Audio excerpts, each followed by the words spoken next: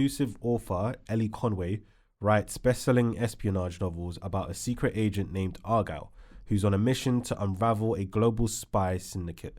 However, when the plots of her books start to mirror the covert actions of a real-life spy organization, the line between fiction and reality begins to blur. Would you guys say that is a fair synopsis? Yeah, definitely. Yeah. Roughly encompasses the film. It does better than me to actually put that together in 3 lines, so that's quite good. But at this point, we are going to be speaking about Argylle. So if you have not seen the movie yet, please pause the video and come back, as what we may be discussing will contain some spoilers. So yeah, let's kick this one off. How do you guys feel about going into this? We have a new director, by the way, which is my sister, Meda, and she recommended for us to see this film. Let me know what you guys felt like when you saw the trailers initially. I mean, the trailers, I was thinking, okay, like I felt like I expected certain things after seeing the trailer, but then when I watched the film, I was a bit like... But did you watch the trailer thinking, oh yeah, I want to see that? Or did you watch the trailer thinking... I watched it, because I mean, I was seeing that thing getting like posted around everywhere. I was seeing that on like TV, you know, Stamford Bridge, you know, people with like the bags and the cat and everything. Did you see that the wearing the green blazers? Yeah, I was seeing all of that. So, but I was thinking like, what is this like? What is Argylle? I couldn't even pronounce it the first time I was seeing it. Argylle. That's what I was saying. I was thinking like, what is this like? I didn't really know what to expect of it, what to think of it. I just looked at it and thought it might just be another one of those films that just gets come around and it's gonna pass. Yeah, just like that. And that's what I thought in it. Ash. I didn't think too much of the movie. To me, it looks very like a Netflix. You know, it would be on the Netflix homepage and it would come out and then people would tweet about it for a week or so and then we'd all forget about it. That's initially what I thought. And I initially thought what the plot was going to be was very much so like the book version of Argylle was going to be quite cheesy and like cliche spy films, and then the actual real life version of Argylle was going to be like a really gritty like Jason Bourne type film. That's what I thought we were going to get. It's not what we got. No, it's not what we got at all. I think I watched that thinking I don't really want to see this. I think my girl asked me, she did ask me saying, what film are you going to review? And I said, Argylle. Oh, how did you feel about the trailer? I was like, I can't even remember the trailer. I can't even remember the trailer. I can't even remember the trailer, but that's how I felt about it, because if it was something of note, I'd have remembered it, right? Yeah. And I actually did go to see the film with Meda, and it was only until a certain point where I was just like, it started and I was just like, what is this? I think we start off with a few action scenes of cars on rooftops where Argylle is chasing the lady down. And I'm just thinking, this is just going to be some unrealistic rubbish, man. Mm-hmm. That's literally what I said. Same. And then she tapped me and said, remember, this stuff is fiction from the trailer. Like, this stuff is not real, for example. She said it's not real, that this is what has been written. So if the writer has made it to seem unrealistic, then the movie may take a turn where we get some realism in it. Mm-hmm. So I said, okay, cool. I'll hold on to that thought. And then I watched the movie progress. So I started off not looking too keen, but then...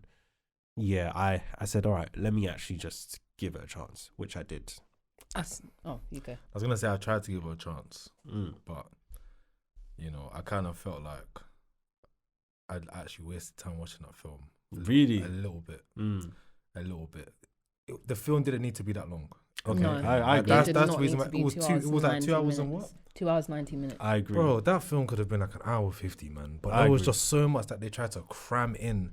I just felt like it was a bit cluttered. Yeah, it was cluttered. And to be fair, I should have done my research before it. I didn't.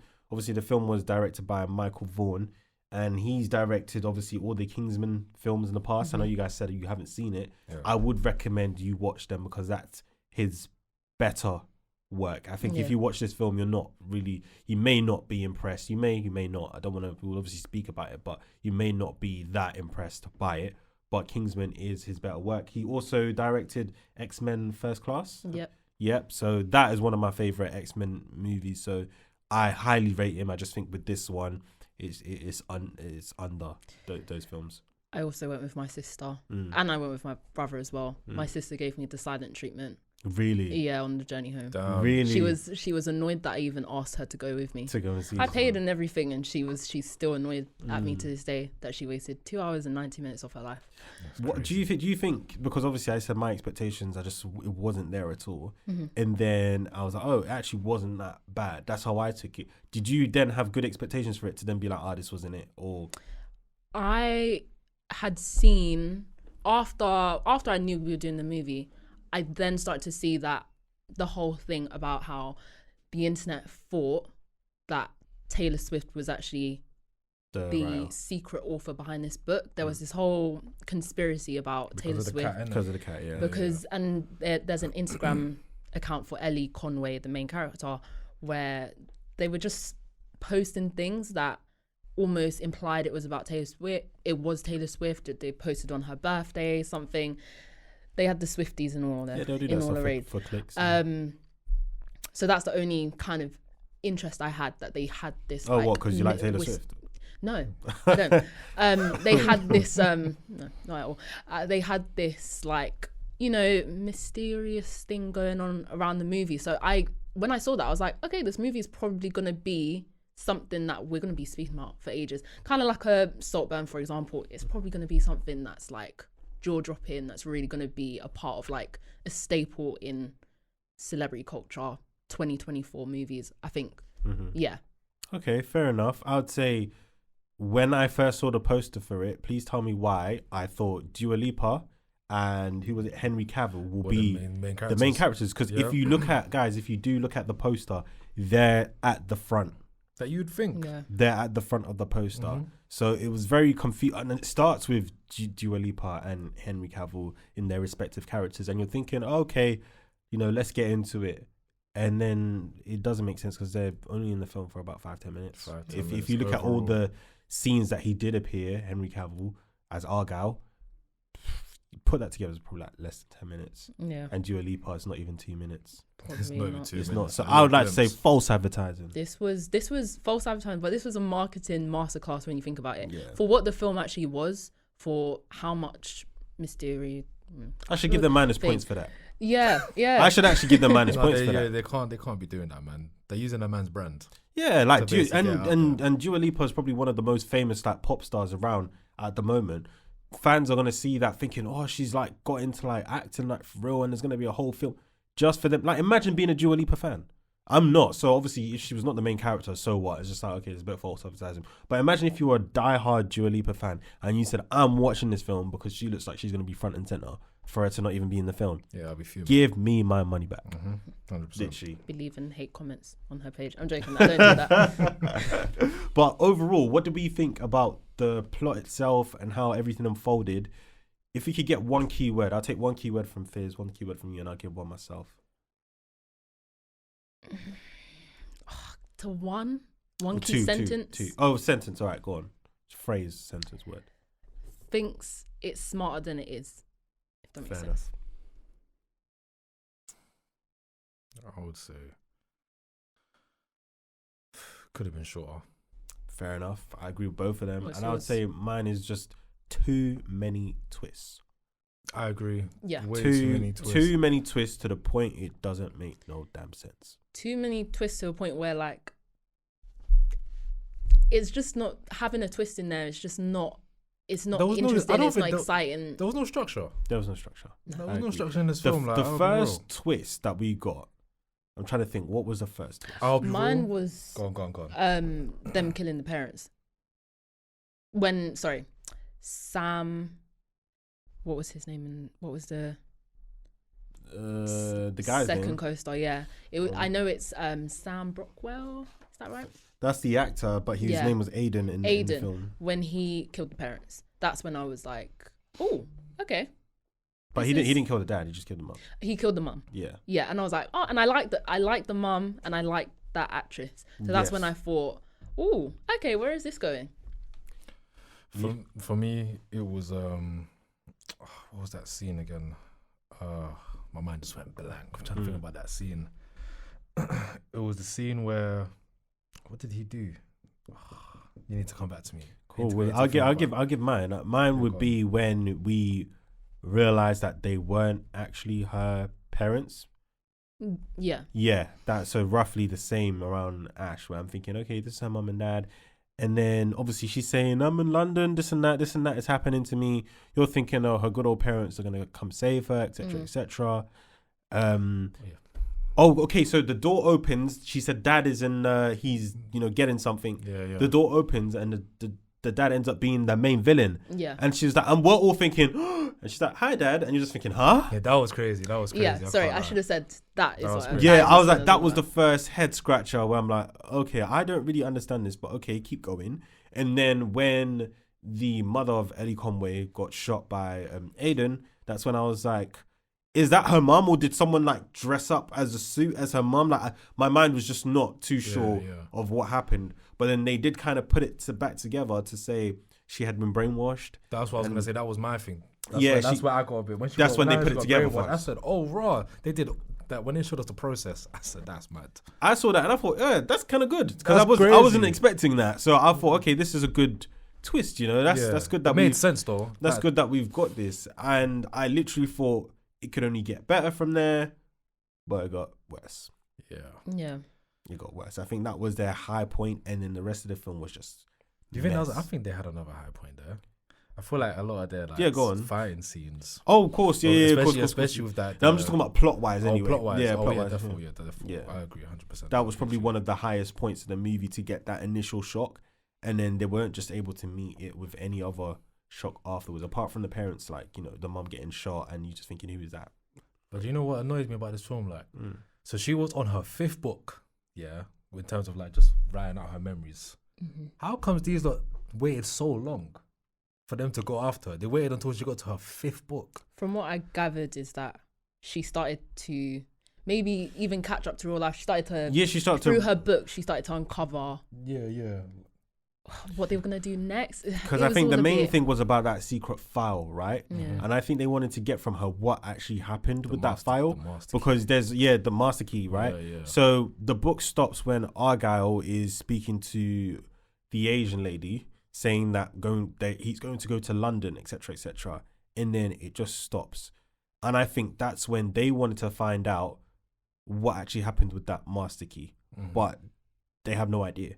So she's getting to a point where she's run out of content about her actual previous life, where she's literally getting writer's block, because there's nothing that happens after that. Up to that point, there's nothing that happens after until she gets the new life of being, Elly Conway. Before she was Rachel Kyle, and then she gets to a point where I can't remember anything about Rachel Kyle. I'm told I'm Elly Conway, and that's it. So I think that's where she has the writer's block, and then through that, they come after her. And there's a key point in the movie where the mother was like, right, finish it, like say finish, because she wants to know about the master file. Do you remember they're having the FaceTime call, and you don't know what to say, this and that. She's giving her suggestions to finish it.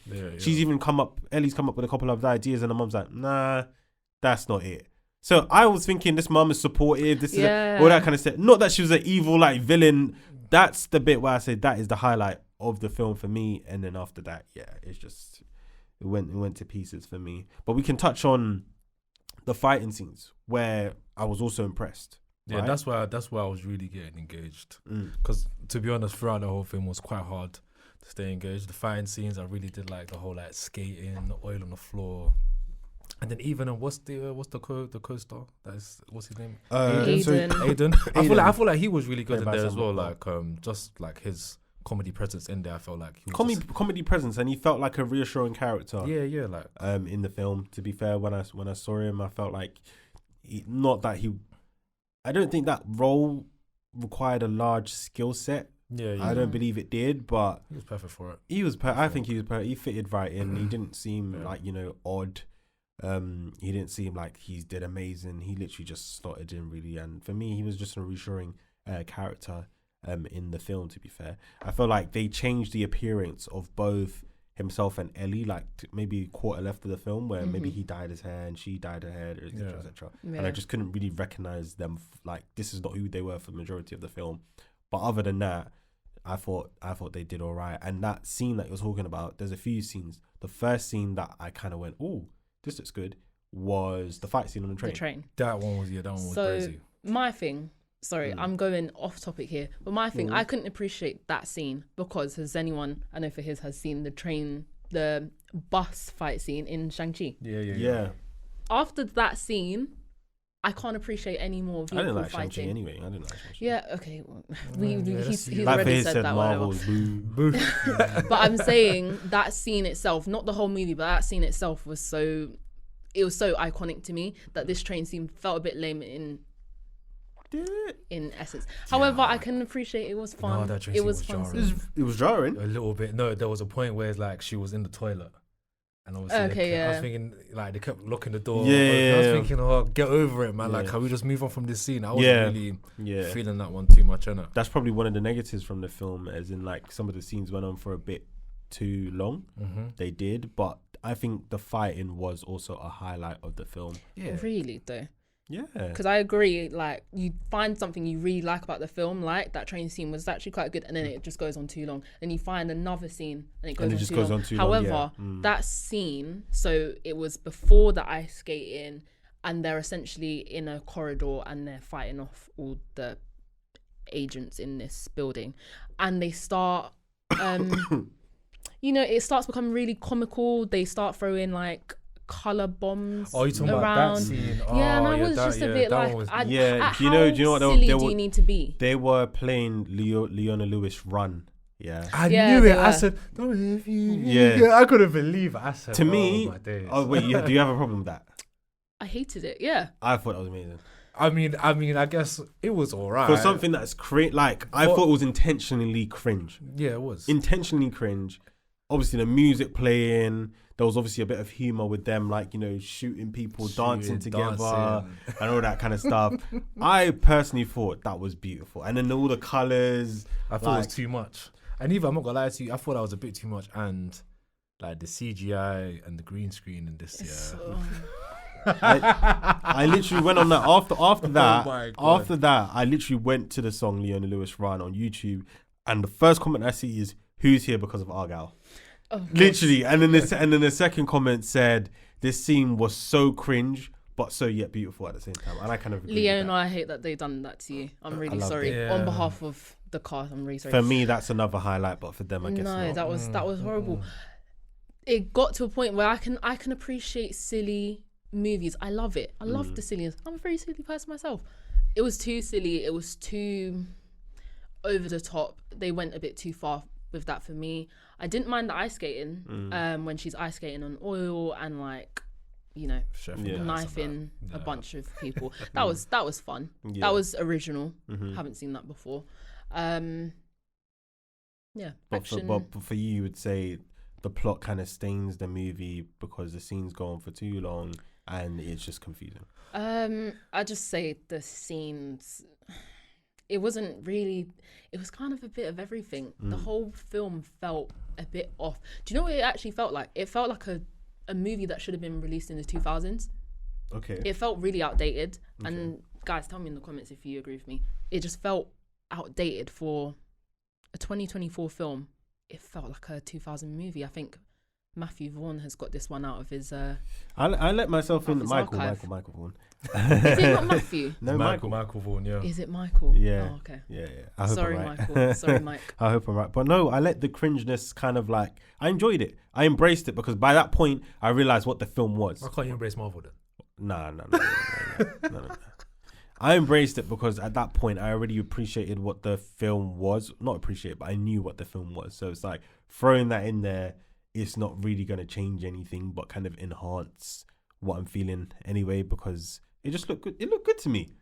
You don't think it looked good? The colors and I mean, it looked amazing. It was aesthetically pleasing to look at, but I thought from like an actual from a critic point of view, I wasn't feeling it. You weren't feeling it. I felt like it was a bit too much, and for like this film as a whole was just, we were trying to know who Argylle was, isn't it? Yeah. And it was just, I feel like it was a mess. It was a mess. There was just so much going on.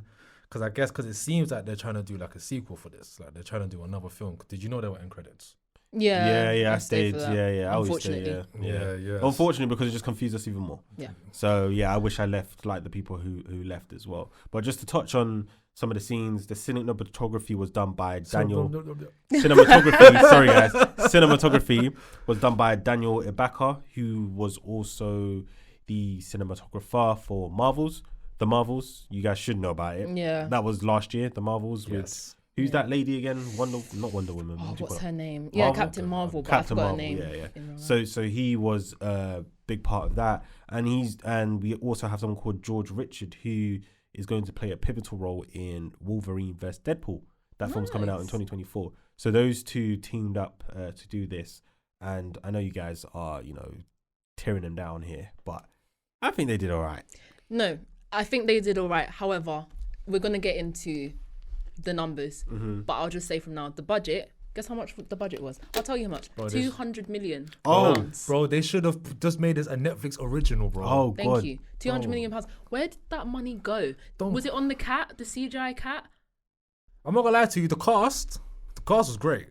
In terms of like names and whatnot. This is changing a lot. 200 million. Bro. Thank you. This is mad, bro. I'm telling you. 200 million. And this is what you come up with 200 million. Horrible, bro. Give me 200 million. Horrible. I will. I think that the next film they have planned will basically be about, Argylle when he was younger. That film might be But does that even make sense? Because Argylle was not supposed to be a real character. But he is. Argylle was supposed to be somebody that Rachel Kyle wrote because she was living or having memories of her life as she was having what's her name? Emily Conway. Elly Conway. Sorry, I said Emily. Elly Conway, is writing about her life as Rachel Kyle. That is triggering thoughts for her to kind of make up a character called Argylle. How do we then get something saying 20 years earlier and he's like, my name is Aubrey Argylle? Even at the end, bro. What the hell is that about? Do you know what it actually is? Sorry. No, go on. It's meant to be, so I read this, that it's essentially... He's meant to be one of the Kingsmen. I've never watched Kingsman, so you can tell me it's related to the Kingsman films. But how is he a real character if Argylle didn't exist and it was actually Rachel Kyle? Do you know what it seems like to me? It seems like as if the story's being told still, isn't it? Maybe. I don't know. Of 20 years earlier. That could be. So maybe it could be her book one.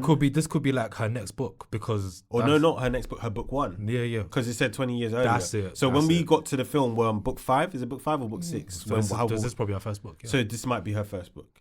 If it is, then fair enough. But I did leave the cinema a bit confused, and I tried to do a bit of research on it, and I just found it a bit confusing. I was like, I don't even want to get into it.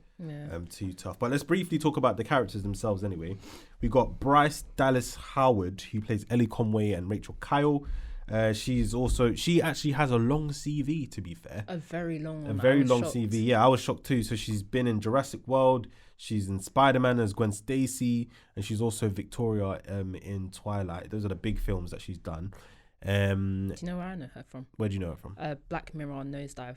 Probably the best. My sister told me she's from Black Mirror. The best Black Mirror episode. The most like striking, like shocking, like the one that stayed with me the most was that one. And then we have Henry Cavill, who was obviously Argylle, and he's from Man of Steel. So like I said, he got the popularity, obviously being DC, they didn't do too well, but he's kind of like the face for Superman in DC, and they brought him in here to be Argylle, even though it was only for 10 minutes. I can't really judge him because what did he give us? 5 minutes. I mean, do you know what? The first 5 minutes, I did think to myself, this is a bit cheesy, but I wouldn't mind the revival of like a something to rival James Bond. I wouldn't mind some cheesy like new spy like universe basically. I wouldn't mind that, and if they do end up making more films just with Henry Cavill as Argylle, I actually wouldn't mind it. Fair enough. We then have Sam Rockwell, who played Aiden in the film. Obviously, Sam Rockwell, even doing my research, I don't know too many films that he starred in. Iron Man 2, but other than that, I was looking at his CV and I was like, Don't recognize you, mate. I've written the exact same. I don't recognize you, mate. He probably does a lot of like low budget ones. Yeah, but like I just don't know any of those films. We got Catherine O'Hara as Ellie's mother.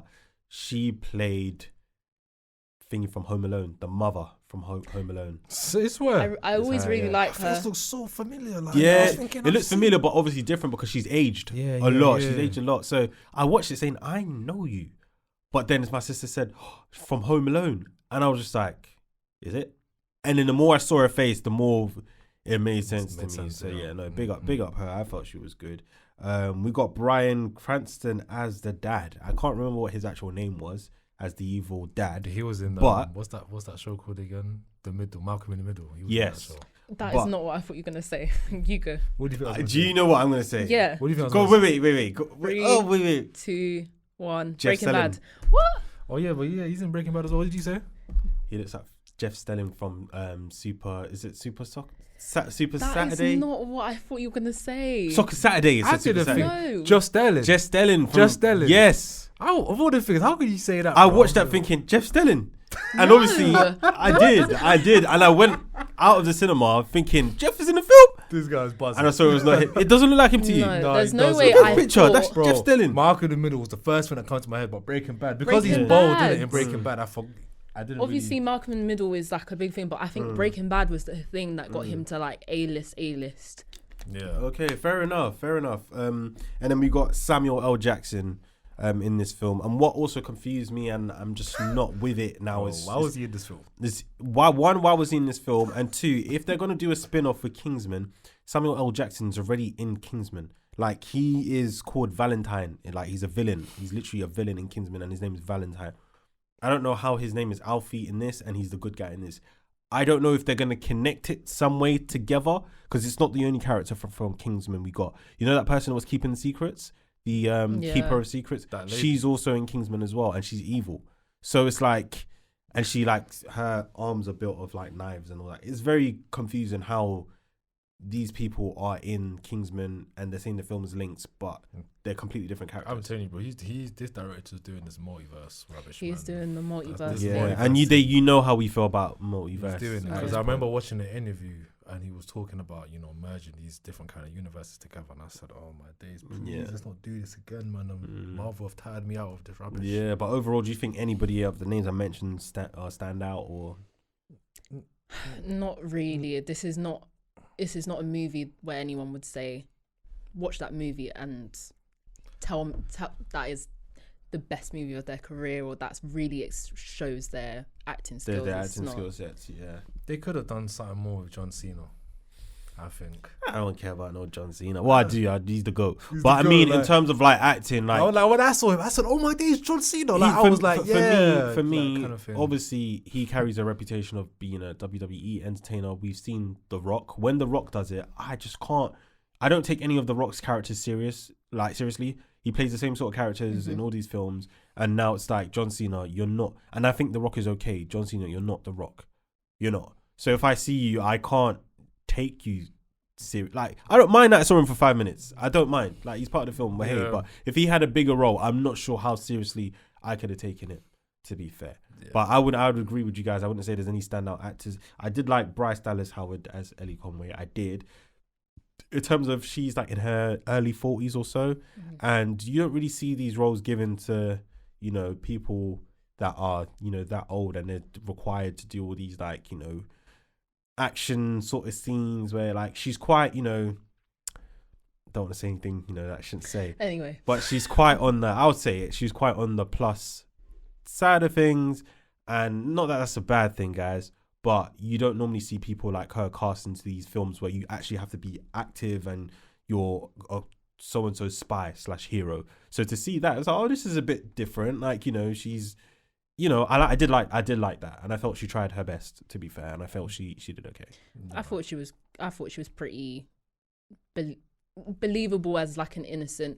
I feel like the twist kind of worked. It didn't work for me, but it worked because she was so innocent and likable before. Yeah. So to know that she's like a cold-blooded assassin, she's definitely better as a redhead though. That wig was not. Yeah, she's definitely. I got too used to her with the red, and then as soon as she changed it, I'm just like, come on, man. Like, I'm over it already. Literally, I was Probably looking like it in the KGB now, you know. Yeah. So Ash, you got any numbers for us on this one? I do indeed. As I mentioned already, the budget was 200 million, and I'm left to wonder, where did all that money go? Just for comparison, I've actually written some budgets down. So Barbie, for example, was 128 to 145 million. Oppenheimer was 100 million. Wonka was 125 million. Less. And other spy movies in the same genre, No Time to Die, James Bond. Yep. That was 250 to 301 million. And I saw the money being used in that movie. I did actually go watch that. Tenet as well was 205 million. So again, I'm just really confused on where that money went. Yeah. So as of the 20th of Feb 2024, Argylle had grossed 77.5 million worldwide. Variety noted that in order for it to break even, it would need to gross around 500 million. And it also called its first 2 weeks allegedly dismal and labelled the film 2024's first big bomb. And yeah, essentially, also what I've written down is that 80 million of the budget was spent promoting the film. That's why you're saying you're seeing it everywhere. That's why it makes so that's much why you're saying you're seeing sense it because everywhere. the marketing for this film was crazy. Yeah. But still, I was thinking, what the hell is this? So right now you're saying they're not.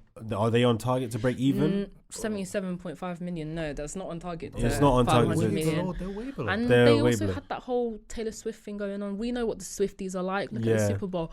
So I'm surprised. And Dua Lipa. They needed 80 million on promotion. And Dua Lipa as well. And sorry, this would mean then, because I was doing some research, it means it kills Michael Vaughan's chances of possibly making the second and the third film. I know that's like what is expected to happen, but they're saying this film tanked. They're probably gonna still do it, but they'll give them a low budget. Maybe. I don't think. Maybe, or they just leave it. Or they just leave it there. Yeah. Well, in the interviews that I've seen, it come like as if they're still gonna make that. Right now, the film only came out a few weeks ago, so right now they're gonna try and be as optimistic as they can. They're gonna try and push the narrative, because if themselves came out and said, "Yeah, it's flopped," then they're not really giving themselves much a chance. So for now, because it's early days, they're still trying to give themselves a big chance by trying to encourage people to go see the film. Therefore.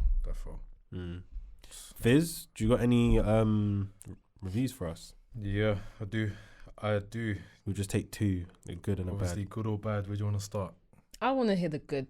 I want to hear what people enjoyed about this. Okay, well, they've titled this a fun and entertaining couple of hours. I really enjoyed this film. There was one moment in particular where I cried with laughter. It honestly brought me so much happiness. It's not a serious film by any means, but I love the action, the twists, the turns, the surprises, and let's not forget the cast. What a great cast it was. Everyone brought something different. It was really well worked. Michael Vaughan is one of my favorite directors, so naturally I had to go and see this movie. I've also had Electric Energy on repeat since seeing the film when it came out during one scene. I couldn't stop myself from dancing in my seat and was pleased to see others doing the same. Therefore recommend. They rated this 8 out of 10. They're dazed, man. I think that's the first movie they've ever seen. No offense. I'll be real. They're dazed. What is that person smoking? That's what I want to know. Yeah, they're dazed. How can you leave that film and say 8 out of 10? But I respect everyone's opinions, but you're wrong. I'm sorry, you're wrong. There's no way. The next review, they rated this a 5 out of 10. They titled it, "Unfortunately, poorly executed." As you start to watch, it's easy to get sucked in, but you can also easily fall asleep, both which I did. Everything is drawn out, action, dialogue, and story development, making this movie an hour longer than it necessarily needed to be. I wanted to like it, but there's this feeling of waiting for something spectacular to happen that doesn't. It starts to become predictable and cheesy, and you just want it to be over, but there's still an hour left. There's plenty of surprises, intrigue, like a few action thrillers rolled into one.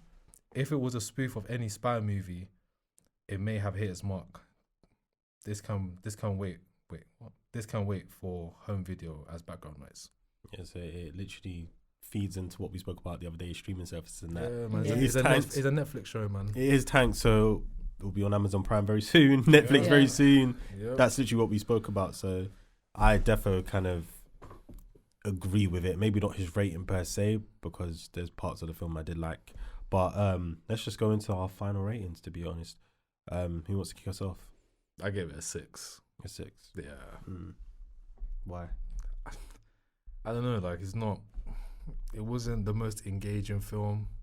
I mean, I did understand the plot, and obviously if I'm taking away my feelings from it and just looking at the plot itself, you know, it did kind of make sense. You know, it wasn't bad. I just didn't like, you know, there was too much CGI. I could notice the green screen in that. That was really jarring, I can't lie to you. And obviously it just being cluttered as well with so many different things going on. I just thought they didn't need to do, there were so much things that they didn't need to do. Yeah. So Fairs. Ash. So I've really struggled finding a score. I have 5 right in the middle, and I think the Boogeyman was like a 5.9, whatever. I enjoyed it less than the Boogeyman. I had a worse similar experience than the Boogeyman. It's directly a 5 because everything about the movie, cinematography, action, characters, plot, it was just slap bang in the middle. It was not completely terrible, but it also wasn't. There was nothing about this film that I'd say, guys, you need to watch it for the action scene, or you need to watch it because Bryce Howard, she was good. It was really good. So yeah, slap bang in the middle. So I would say, I'll do the calculation again. I would say mine is a 6.7. I think we're all around the same. So I'm bringing it up. I know you went 6, you went 5, but 6.7. I feel like you'll be a nice man. I said what? Yeah, I'd give it a 6.7. Like, I did find points in the movie that I liked. Like I said, that first initial twist, I thought, ooh, like this is different. And then that's literally was my, you know, I was literally ooh like that. That's how I was. And then I obviously enjoyed the part that you hate when they were dancing to the Leon Lewis song.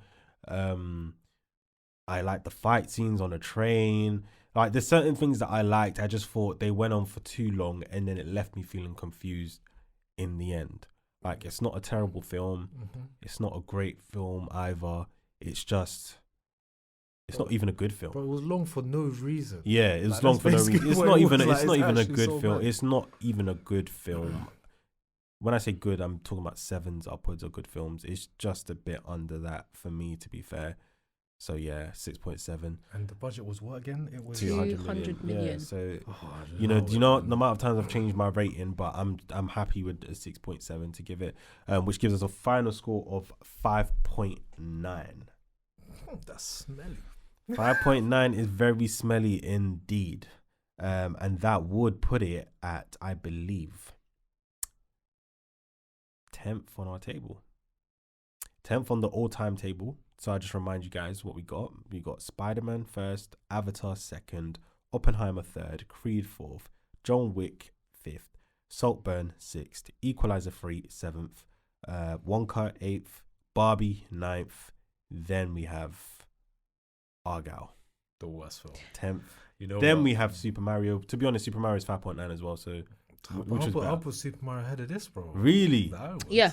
I would. Really? Yeah, I would, bro. So then it's 11th then. That's what I would do. I would go as far as putting the Boogeyman ahead of this. Like, bro, she's too extreme. She's too extreme. Don't do that. But yeah, that means it's 11th then if we're putting it down. So it's literally in the relegation sort of standings with the films that we've seen. This movie was not hitting, man. They didn't do well with this film, man. I'll be honest with you, man. And I just feel like even just the energy in this room, just talking about this film, it's just it's not there like that. It's not there like that, bro. Like, do you know what I mean? So cool. So it would be 11th on our list, and for season 2, our fresh list, it will be 3rd place at the bottom. We have Saltburn first at 7.3, Wonka second at 7.2. Now we have Argylle third with I was about to say 6.7 and be generous, with 5.9.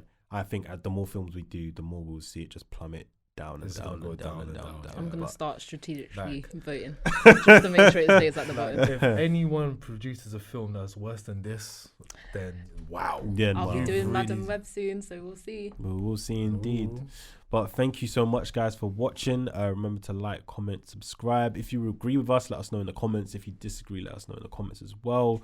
Thank you so much for watching, and we'll see you soon. Bye. Peace.